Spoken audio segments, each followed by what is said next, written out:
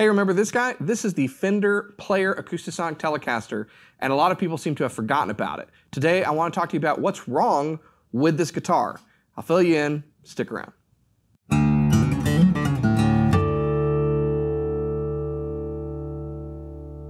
Hey, you're watching Alamo Music TV. My name is Chris McKee with Alamo Music Center in San Antonio, Texas. You can find us online at alamomusic.com. If you're new to the channel, make sure to subscribe, turn on notifications, like our videos.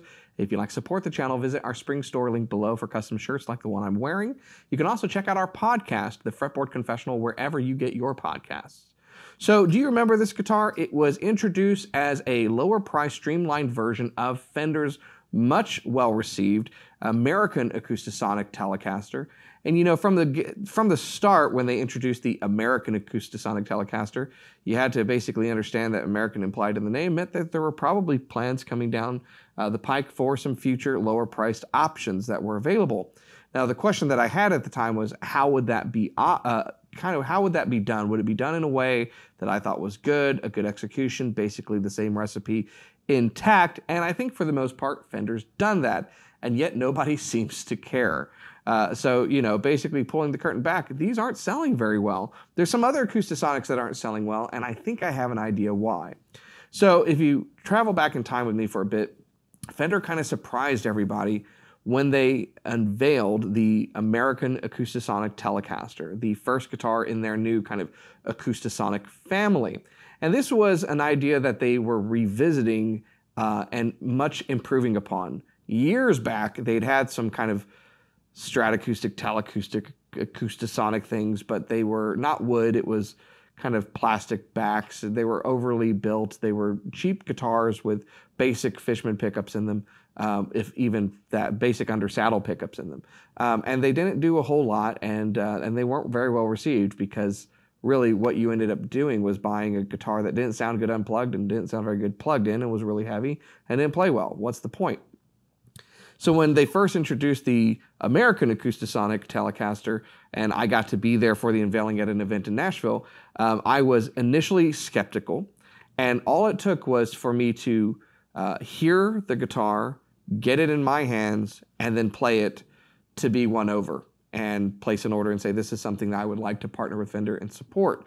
So we did a video on it. It was right before the NAMM show. It dropped, and you know, they sold very, very well. In fact, most people, including us, were surprised at how well those initial guitars sold. Now, it's kind of in part because it's something that Fender hadn't done. And hybrid guitars, while there have been a few out there, namely the T5Z and the stuff Godin does, you know, it's not a big part of the market. And yet the Acoustasonic Telecasters really seem to find a place where musicians were looking for something very, very versatile, and they found it. So they sold well, and Fender decided to expand the line with the Stratocaster. And those have not done as well. Now, they were introduced during a period of time that was really a difficult time. I think it was like right at the start of the pandemic, if I recall correctly. So that was bad timing. But I also think that they haven't been received very well because of the shape. A Stratocaster double cutaway shape does not seem to... Not to say that this is a traditional acoustic shape by any way, shape, or form, but the later introduced Jazzmaster has also done pretty well. We've sold those very, very well, and I think it's because of the single cutaway design, whether it's a Telecaster or it's an offset body like the Jazzmaster with its really, really cool humbucking pickup. They seem to have found their place where the Stratocaster just simply didn't. So then the fourth one introduced was this guy.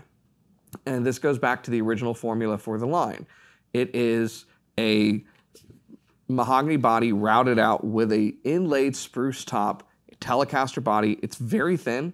It's very light. It plays very, very well. It's got this awesome kind of brushed aluminum plates on the back, and it's just nice to hold. Now, there were a few changes on this that allowed it to get in that price point. Namely, it's made in Mexico instead of Corona, California. So, you know, 100 miles or 120 miles or whatever it is difference. So it's made on the other side of the border in North America. It has a 9-volt battery on the back rather than the rechargeable lithium-ion battery that the other American Acoustasonic Telecasters have in their Fender/Fishman designed preamp pickup setup. And some people might actually prefer that. I think there's a bit more flexibility, perhaps, with 9 volts, where you could just switch it out if it goes bad versus having to charge the guitar. So depending upon your perspective, you might see that as a plus. And then they streamlined the sound. Now, if you're not familiar with the setup on these guitars, through the various videos we've done or others have done, let me basically explain it to you. You've got an undersaddle pickup. You've got this kind of Fishman Fender designed bridge pickup.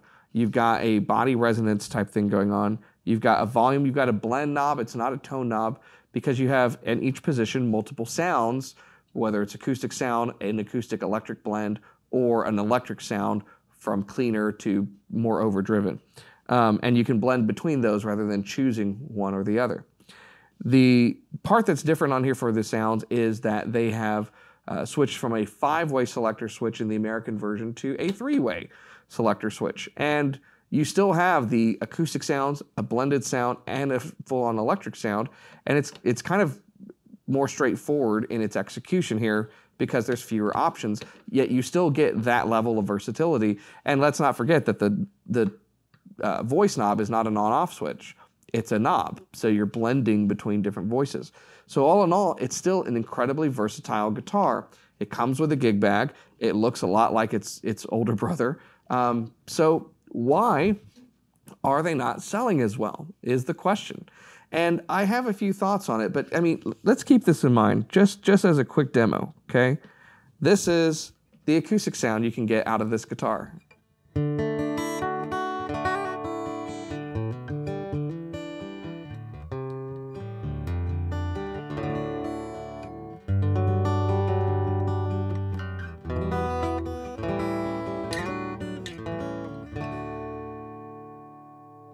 And you can do a blended sound.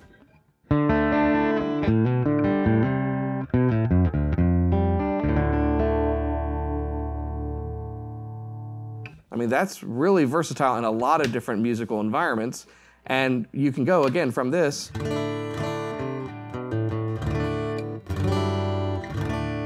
to this.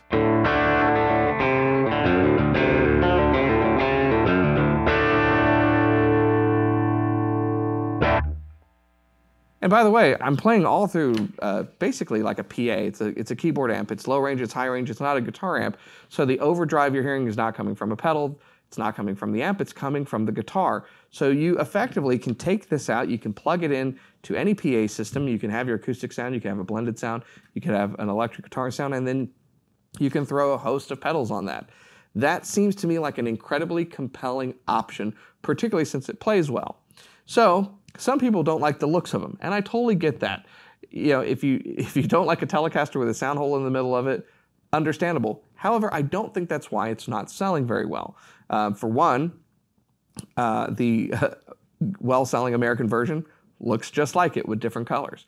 Maybe it's the colors. I don't think it's the colors at all.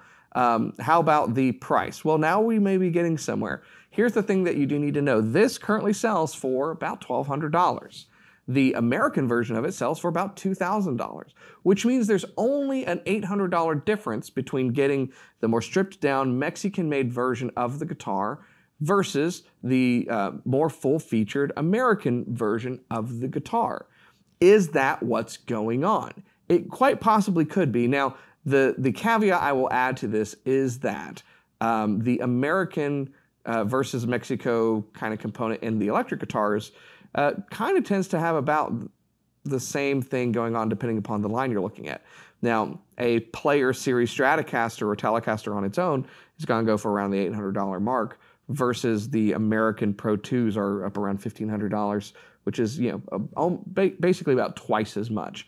So we're not seeing as big of a price difference here, and it could very well be that someone who's decided that they want the versatility of a hybrid guitar like this have simply chosen to go with the more expensive option. But there's also one other fly in the ointment that I think has played a role, and that is that this was introduced during the pandemic. Now, when the first ones were introduced, we still had live music going on, and the versatility that a guitar like this afforded on the stage basically could not be underestimated, and a lot of people purchased them for that purpose. There's also a lot of musicians that are performing for TikTok and Instagram in their bedroom, and they are going to be looping, and they would prefer the value that a versatile instrument affords it.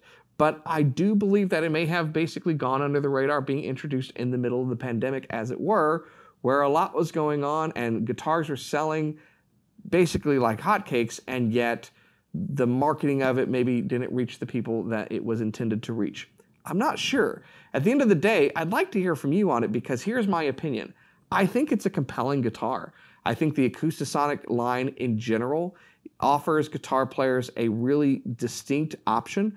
And I've compared it to what Taylor does with the T5 before, in that they're basically coming to approach the hybrid guitar from different standpoints. The electric guitar company, Fender, has produced a hybrid guitar that is very acoustic focused, and the acoustic guitar company, Taylor, has produced a hybrid guitar that is very electric focused. The modeling that's on this is basically kind of next level, and so you could plug in with nothing else like I just did and demonstrate a lot of versatility, a lot of different sounds without having to increase the amount of gear that you're using. And that seems pretty appealing to me. About the only thing I can think of that might stand in the way is some people just prefer an American-made instrument.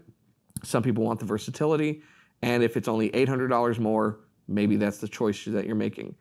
Personally, I would say I would probably make that choice. If I was debating between a player Acoustasonic Telecaster and a American Acoustasonic Telecaster, I'd probably go with the American one. I like the additional versatility, and it's only $800. So is that the issue? Did Fender price this wrong from the get-go? Did it go under the radar because of the pandemic? Or have people been turned off all of a sudden and don't want hybrid guitars anymore, while still buying the other hybrid guitars that are available? I don't know. It's a bit of a head scratcher. So what's wrong with the guitar? Absolutely nothing. What's wrong with the price or marketing? Could be a number of things. What's wrong with the general public? Maybe that you just haven't seen enough of these. It's available in a bunch of cool finishes. This one's the Butterscotch Blonde, and we have some in stock, as you can imagine. So if you're interested in a versatile instrument that won't break the bank, and when I say that, I mean it's around the $1,000 mark, basically look this up. It's a compelling option. If you're looking for something else, we can help you find that as well. But I'd like to hear from you on what you think about the Acoustasonic series. Maybe Fender just saturated the market and everyone who wanted one got one. I don't know, but I'd like to hear from you. Have you tried one? Have you played one? Do you think it's ugly? If you do, have you tried it despite that? I think it's quirky, and I like quirky guitars, so that's all good. If you're new to the channel, make sure you subscribe, turn on notifications, like our videos, and keep coming back for more. Now, I will say this, at the end of the day, whether your guitar sounds like an acoustic, an electric, or it can sound like everything, what's important is that the best guitar in the world is the one you're playing. So keep playing and keep coming back for more. We'll see you next time.